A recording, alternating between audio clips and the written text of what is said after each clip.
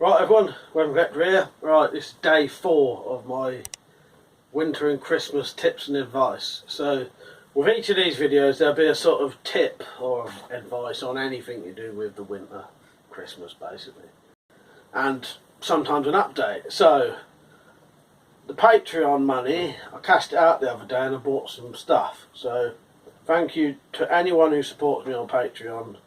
It's a big help for the channel because all of the stuff I buy from Patreon goes towards videos. Right, so this is what I bought.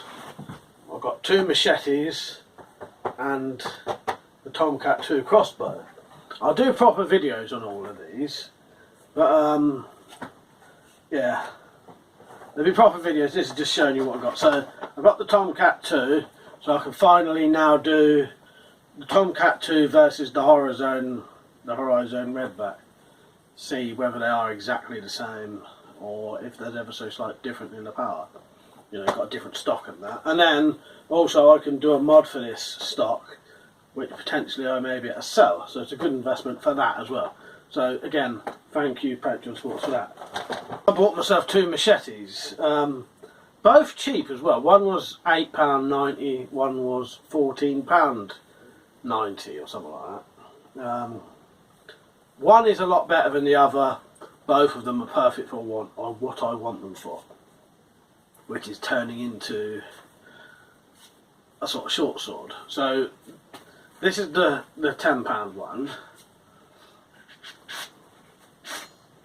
and as you can see it's a nice big machete. I don't know if you'll be able to see my other one up there, but this is quite a bit longer than that. Not the best quality, but this is purely for modding anyway. I will be putting a different edge on this anyway, reprofiling the blade shape ever so slightly and putting on a completely different handle. But I certainly like the shape of that blade. It's already what I was thinking of. So yeah, that is perfect and nice and big. This and the other one are nearly as big as my D-guard short sword. So you know, they're virtually sort of short sword size anyway. You know, and you get a sheath and that. But yeah, they're purely for modding, so the quality didn't really matter that much. All I wanted was the blade shape and the blade steel. So yeah, there's that one, and that's a typical machete thickness as well. Now this one, for £5 more, without doing a proper video on it, I would highly recommend this for the money. 15 quid for this. Right, so you get a decent padded nylon sheath. Again, I'll do full videos on these. Very nice blade, and this is also a proper blade thickness. So this is at least 3/16 of an inch thick, I think, or nearly twice as thick as a machete. And this will be modded. Again, I won't need to reprofile this at least, or not a lot, but do the edge anyway. I'm going to change the blade shape slightly, so it's a bit more pointed, and this is going to have a solid aluminium D-guard on it. So yeah, I'm really happy with that. I think that is excellent. Got a little bit of a rattling handle, but probably wouldn't take much to fix that. But for 15 quid, that is fucking excellent. And look at the size of it as well. So yeah, really happy with those. So that'll be some future videos, both of those being turned into good, fully working sort of short swords with better handles. Basically modding the shape of the blades and putting some good handles on. So right, today's tip for you. This one is going to be about your car and when you're out and about in your car, because it's winter now. You may start getting issues with snow, so you want to start preparing for that. Now this won't be mods you can do on your car or anything like that, but it'll be stuff you can take with you, because you'll be surprised how many people don't do this. But I think you should pack a little bit of a bag or a kit for just in case you get stuck in snow. Because I've known someone this year, at the beginning of the year, got stuck in snow, not that far away from our house. You know, only within like 5 or 6 miles. Was stuck there for like 6 hours, I think.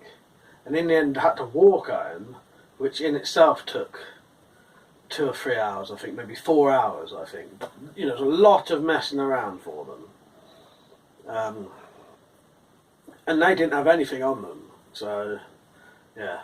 So the bare minimum, I would say, a bit of my coffee.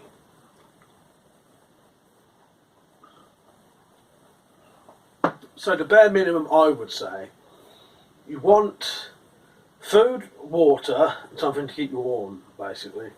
That's your essentials, I would say. So, bottle of water, and depending on how many people are in your car, see if you've got kids, get some for them as well. Don't just think of yourself, make sure you're thinking of everyone in your car potentially.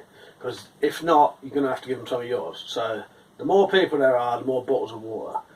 Get a bottle of water each in there, at least.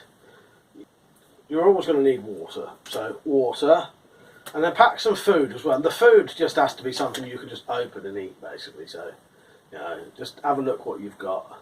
Or just buy some stuff. But anything you can just open and eat quickly will do. Because you've got to remember, potentially you could be stuck in your car for hours and hours and hours. So that's food and water. And then you want some kind of warmth. So either coats, like a spare coat, or a blanket. So this here is a cheap fleece blanket. £5 for that, and that will cover you really well. So you can get a blanket for very cheap. But yeah, you definitely want something like that, a blanket or a coat. I think a coat would be a better option because you may end up having to abandon your car and walk home. Think about your feet as well. If you're in a situation where your shoes aren't going to be suitable, put something in your car as well that's a bit better for walking in, especially women. Most blokes will probably be alright, but some women, put a pair of old trainers in your car as well. Just to cover you there, basically. And then there's loads of other things you could do. One other thing I would say, I was thinking about this, so food, water and warmth. And the other one that quite often gets people needing to go to the toilet. So I'd recommend having a bottle in your car that's got a big wide opening on it. These are, if you ever tried to piss in something like that, it's very difficult. You want a big, like a Lucozade bottle or something, it's got a big opening. It's a lot easier that way. And women, potentially, get one of those she-wee things, or one of the things you could, you know, so you could do it. But that often is an issue for people if they're stuck in cars a lot, going to the toilet. It's not so bad for a bloke, they can just go anywhere. But a woman may need another option. But you could always get under a blanket with one of those sort of she-wee things, and at least you could relieve yourself then. And that is what I would say is the bare minimum. You can go a lot more into it though. Torches, power banks. See, this power bank has flashlight, 2-mode flashlights, a strobe, and it's a power bank that will charge your phone at least 2 times, maybe 3 times. So that would be very handy. Keep your phone going. But yeah, there's quite a few things you can do, but I would definitely say that's the bare minimum. Just make a little bag up with that stuff. Chuck a coat in your boot, bit of food, bit of water, and a bottle to go to the toilet in if you need to. And then you're away then. And if anything happens, you're prepared. But if you don't ever need it, it doesn't really matter. All of that stuff would fit in a bag. It'd fit in a rucksack easily, and that's not going to take up a lot of room, is it? So, yeah. Right, so that's my tip today. Then be prepared in your car for when the snow comes. May not be for a couple of months yet, but why not chuck it in there anyway? And then you're always prepared. Because you never know, it might be a really long traffic jam, it might just be really cold. Don't necessarily mean, you know, snow, yeah, but you can also be in very cold environments without snow. So, yeah, pack a bag in your car boot. Alright, hope you enjoyed the video. See you tomorrow.